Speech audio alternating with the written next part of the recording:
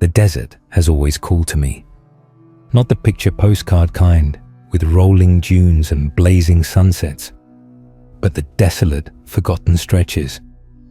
The places where the earth seems to breathe out ancient, parched secrets. That's where you find the good stuff, the true adventures. Or, as I found out, the true horrors. It started like any other half-baked plan, cooked up by 3 restless guys with too much time and not enough sense. There was me, Ben, always the one with the crazy ideas. Then there was Mark, the pragmatic one, who usually talked me out of the really stupid stuff. And finally, Josh, the quiet, artistic type, who had a knack for spotting things others missed. Our target, the old Blackwood Mine. Local legends around Blackwood were thick with warnings. Whispers of prospectors gone mad, of strange disappearances, of things best left undisturbed. Perfect. We packed light, a few days' worth of water, dehydrated meals, first aid, headlamps, and a coil of rope. Mark, ever the cautious one, insisted on a satellite phone, just in case. I scoffed, but secretly, I was glad he had it. The desert, even in early spring, can turn on you in a heartbeat. The drive out was uneventful. Miles of shimmering heat haze, saguaro cacti standing like skeletal sentinels, and the endless blue-grey sky. We'd marked the mine's approximate location on a topo map, a faint, almost erased X, where a network of old dirt tracks snaked off into a particularly remote canyon. We left the truck a good 2 miles away, the last stretch too rough for even my beat-up 4x4. The sun was a brutal fist in the sky as we started hiking, the silence broken only by the crunch of our boots on the gravel and the distant buzz of insects. We found the entrance just as the shadows began to stretch long. It wasn't a grand, imposing moor, but a jagged, dark gash in the rust-colored rock face, partially obscured by a tumble of sun-bleached boulders. A rickety, rotting wooden frame, long collapsed in places, still clung precariously around the opening. The air that breathed out from within was a chilling contrast to the desert heat, damp, cool, and carrying a faint, earthy smell that was both metallic and something else, something vaguely organic, like old bone dust. "Well, boys," I said, trying to sound more confident than I felt. "Looks like we found it." Mark shined his powerful headlamp into the darkness. The beam was swallowed almost immediately. "You sure about this, Ben? This looks pretty unstable." Josh, who had been sketching in his notebook, looked up, his eyes wide. "It's deep. You can feel it." We geared up, headlamp strapped on, water bottle secured. The first few steps into the mine were a sensory assault. The sudden drop in temperature, the absolute suffocating darkness that pressed in beyond the reach of our lights, and the echo of our own breathing amplified to unnerving levels. The floor was uneven, littered with loose rocks and splintered timber. The air was thick and heavy, each breath feeling like we were inhaling dust and the mine's ancient exhalations. We followed the main shaft, a roughly hewn tunnel that sloped gently downwards.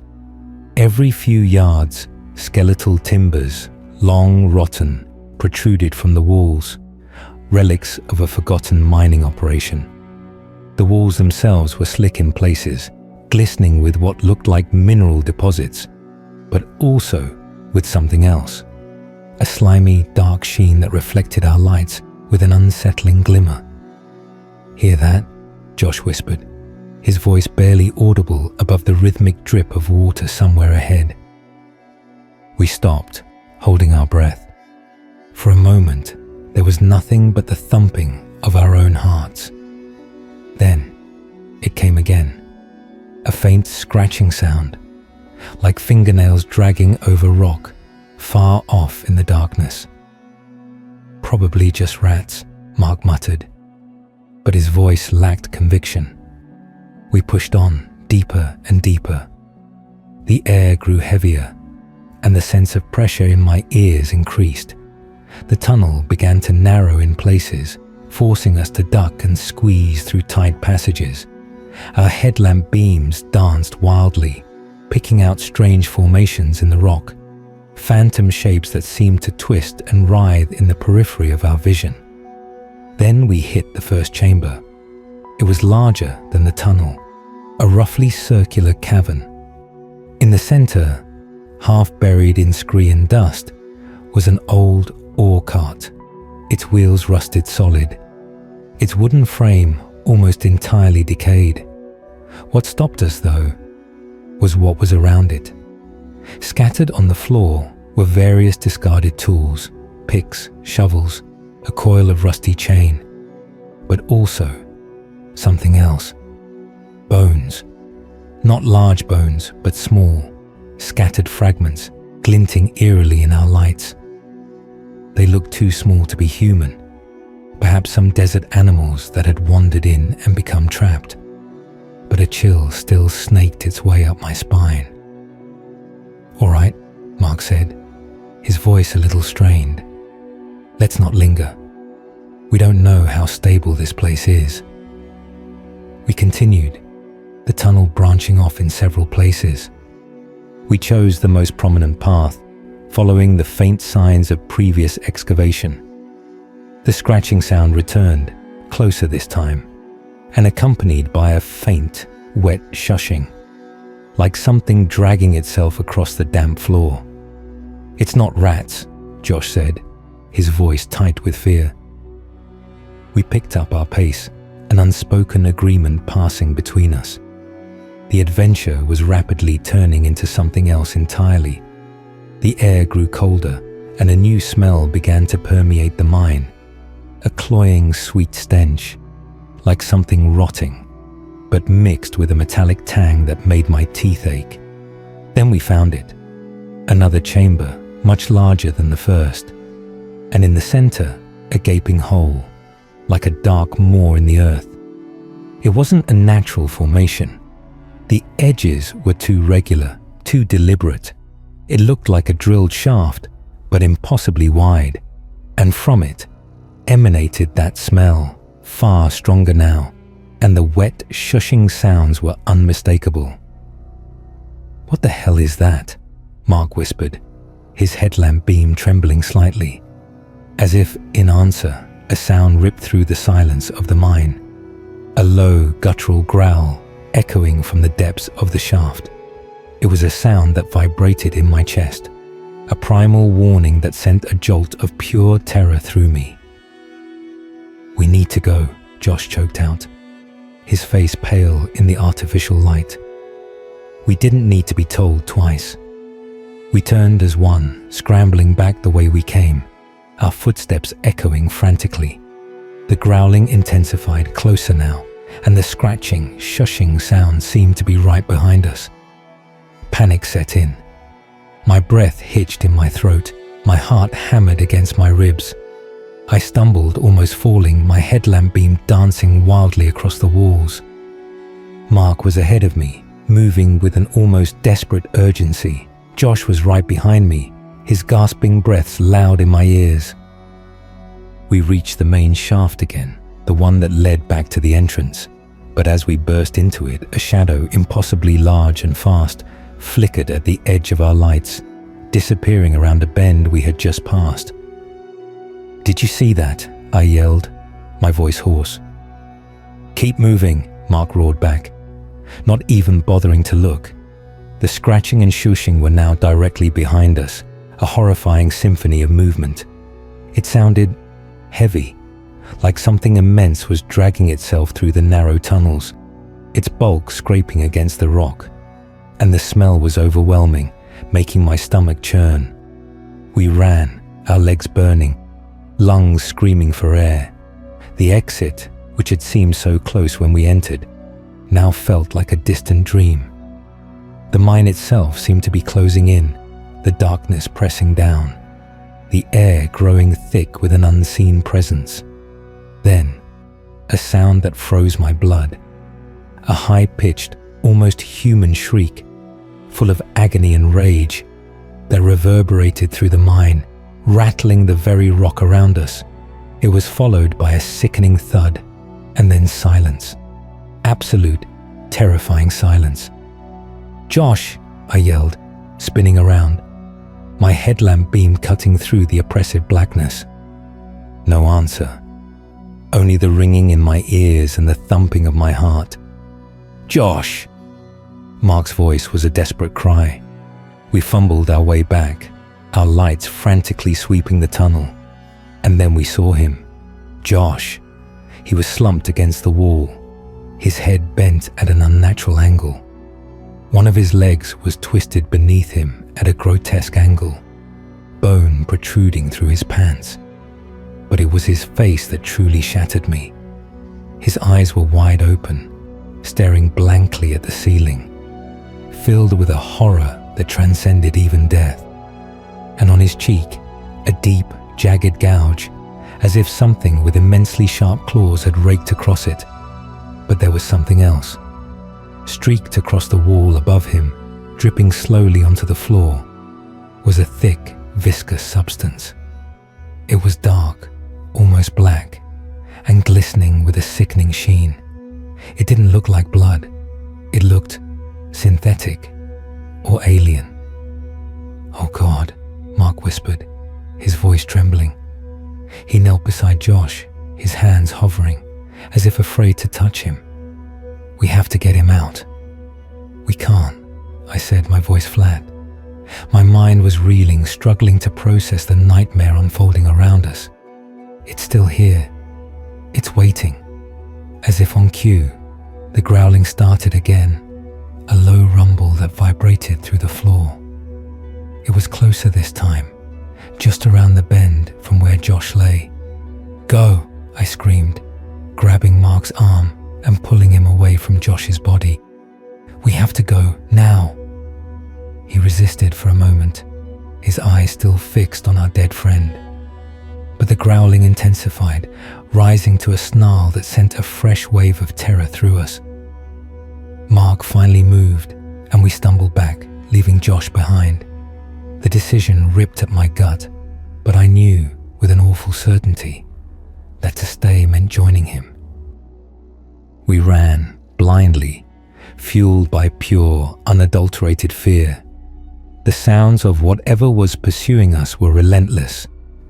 The heavy dragging, the wet shushing, and now, a new sound. A rhythmic, fleshy squelch. It was hunting us, moving with chilling deliberation. We reached the entrance, the first faint hint of natural light, a beacon of hope in the suffocating darkness. We burst out into the blazing desert sun, gasping for air, our lungs burning, our legs screaming in protest. The harsh sunlight was a shock, but it was also a relief. We scrambled over the boulders, desperate to put as much distance between us and that dark moor as possible. We didn't stop until we reached the truck, throwing ourselves inside, Mark fumbling with the keys, his hands shaking so violently he could barely get them in the ignition. As the engine roared to life, I glanced back at the mine entrance. The dark gash in the rock seemed to pulse with an unseen malevolence, and for a fleeting moment, I thought I saw something move in the shadows just inside the opening. Something large, dark, and utterly wrong. We sped away, the tires spitting gravel, leaving a trail of dust in our wake. We didn't speak, the silence in the truck heavier than any words.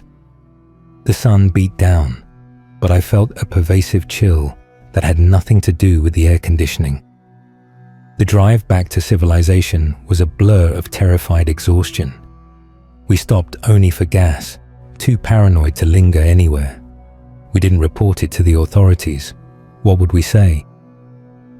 We explored an abandoned mine. Our friend got killed by something. they'd think we were crazy, or worse, that we had something to do with Josh's death. The official story we concocted was a hiking accident. It felt like a betrayal, but what else could we do? That was 3 months ago. The desert heat has faded into the first crisp days of autumn, but the chill that settled in my bones that day has never left. Mark and I barely speak. When we do, it's in clipped, hushed tones, avoiding eye contact, the unspoken horror between us a palpable presence. We both know what happened. We both saw it, heard it, felt it, but it didn't end in the mine. It started subtly. Little things. A faint, cloying smell, like that rotting metallic stench from the mine, would sometimes drift into my apartment, even with the windows closed. I'd wake up in the dead of night, convinced I heard a faint scratching sound from outside my window, or a wet shushing from the hallway. I'd tell myself it was just my imagination, a byproduct of the trauma. Then the dream started. Vivid, terrifying nightmares of the mine, of the suffocating darkness, the oppressive silence broken only by those awful sounds. I'd see Josh, his face contorted in that final silent scream, and then the dark, impossible shape of it looming over him. I'd wake up drenched in sweat, heart pounding, convinced I could still feel the cold, heavy air of the mine on my skin. One night, I woke up to the sound of something dragging itself across my wooden floor. It wasn't a dream. I lay there, rigid with terror, listening to the rhythmic squelch and the heavy scrape. It was coming from the living room. I could hear it getting closer, slowly, deliberately, towards my bedroom door. My breath hitched in my throat. I squeezed my eyes shut, pulling the blankets up to my chin like a frightened child. I wanted to scream, but no sound would come out. The scratching stopped just outside my door. I heard a faint, wet sniffing sound. Then silence. An agonizing, suffocating silence. After what felt like an eternity, I slowly, cautiously opened my eyes. The sliver of moonlight filtering through my blinds cast long, distorted shadows across the room. Nothing. My door was still closed. I didn't sleep the rest of the night. The next morning, I was a wreck. I called Mark, desperate for some kind of reassurance. He answered on the third ring, his voice raspy. "It's here, Ben," he whispered, his voice barely audible. "I heard it last night. I felt it." My blood ran cold. He felt it too. It wasn't just my mind playing tricks. "What are we going to do?" I asked, my voice trembling. "I don't know," he said, and I could hear the raw fear in his voice. I think it's following us, from the mine." After that call, the subtle signs became less subtle. My dog, a usually fearless pit bull mix, started whimpering and cowering in corners, staring intently at empty spaces. Objects in my apartment would be subtly rearranged. A book moved from one shelf to another. A chair pulled out from under the table. Always small things, things I could almost dismiss as my own absent-mindedness if I hadn't started documenting them. Then I found the scratches on the outside of my bedroom door, faint but distinct. 3 parallel lines, shallow but unmistakable, as if something with long, sharp claws had tried to get in. My blood ran cold.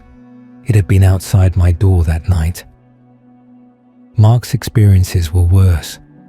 He called me, his voice a frantic whisper, to tell me about the black, viscous substance he found on his living room floor, the same stuff we saw smeared on the wall next to Josh. He said it smelled of rot and metal. He tried to clean it, but it left a faint, greasy residue that wouldn't come off. One night, he saw it. He called me in the middle of the night, hysterical.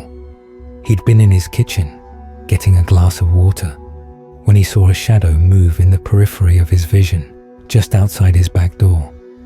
He dismissed it at first, thought it was the neighbor's cat, but then it moved again, slowly, deliberately. He looked closer, and that's when he saw it. He described it as a mass of shifting shadows, impossibly dark even in the dim light of his porch. It was large, hunched, and vaguely humanoid, but not quite. Its limbs seemed to twist and contort, and he swore he could see multiple glistening eyes reflecting the faint light from his house.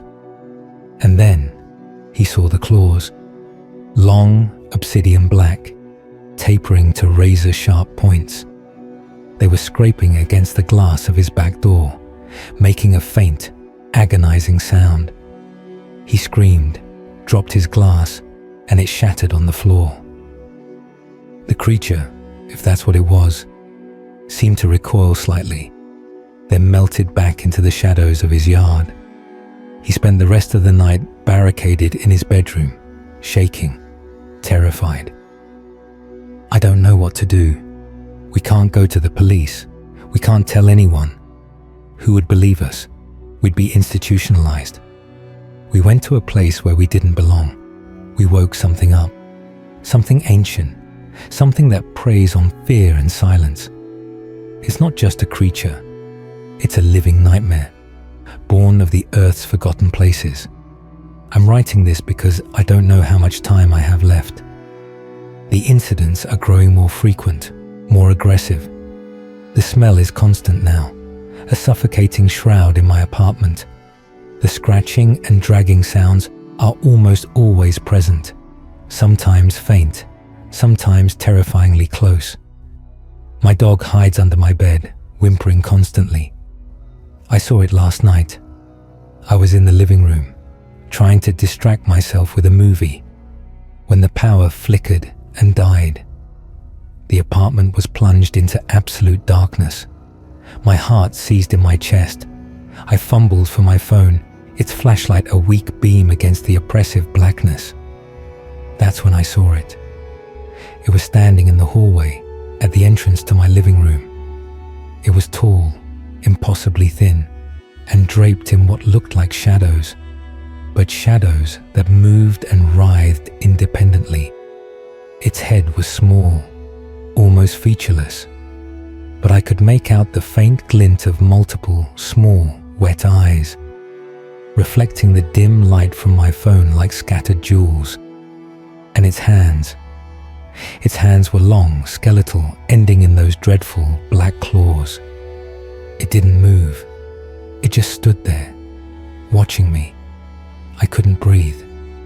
My entire body was frozen, rigid with terror. The air in the room grew heavy, thick with that sweet, metallic stench. I could hear its breath, a shallow, wet rasp, like something struggling for air. Then slowly, agonizingly, it raised one of its impossibly long arms. One of its fingers, tipped with a black claw, extended, pointing directly at me, and I heard a whisper. It wasn't with words, not really. It was a sound that invaded my mind, a cold, dry whisper that filled my head with a terrible understanding. "You opened the door," I screamed. A raw, guttural sound ripped from my throat.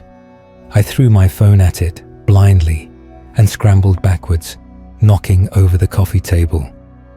The creature didn't react to the phone hitting its shadowy form. It simply dissolved back into the darkness of the hallway, leaving only the cloying smell and the lingering chill of its presence. The power came back on a moment later, flooding the room with light. The hallway was empty, but the terror remained, a cold, heavy stone in my gut. I know it's coming for me. It's only a matter of time. It's here, in my house, in the walls, in the shadows. It followed us out of that ancient, forgotten place, and it won't stop until it takes what it wants. I should have listened to the legends. I should have left the desert's secrets buried. I hear a faint scratching sound now, from behind my bedroom wall, and the floorboards above me just creaked. It's here, and it's closer than ever.